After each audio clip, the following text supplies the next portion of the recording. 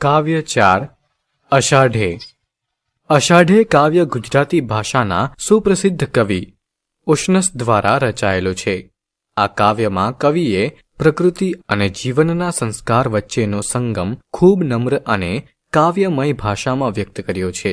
તણખામાંથી માંડીને અજવાળા સુધીના સર્વસામાન્ય ઘટકોને પણ એક ઊંડા સંદેશ સાથે સાંકળીને કવિએ ભવ્ય કાવ્ય રચના કરી છે.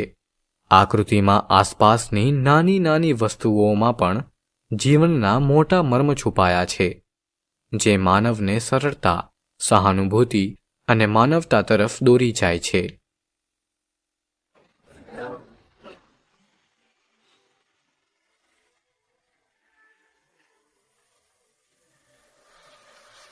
અષાઢે તણખલો ન તોડીએ જી, એ જી એ તો ફૂટતા રે ઘાસ, એમાં ધરતીના શ્વાસ, એની પત્તીની પીમણમાં પોઢીએ જી, પ્રભાતે પછેડિયું ના ઓઢીએ જી, એ જી આવ્યા અજવાળા જાય, આવ્યા વાયુએ વળી જાય, આવ્યા રે અતિથિના તરછોડીએ જી, મારે આંગણીએ ઉગ્યું એ પરોઢીએ જી, એ જી એ તો ફાગણ કેરું ફૂલ, એમાં એવી તે કઈ ભૂલ, પ્રથમ મળ્યા શું મુખ ના મોડીએ જી.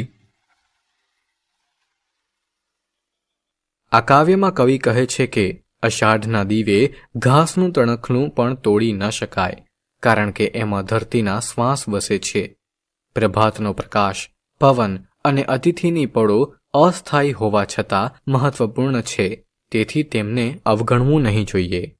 આંગણામાં ઉગેલું નાનકડું ફૂલ ફાગણનું હોઈ શકે છે, એટલે કોઈ પ્રસંગ કે સંબંધ નાનકડી ભૂલથી વેરઝેર ન થઈ જાય એ માટે સૌમ્યતા રાખવી જોઈએ.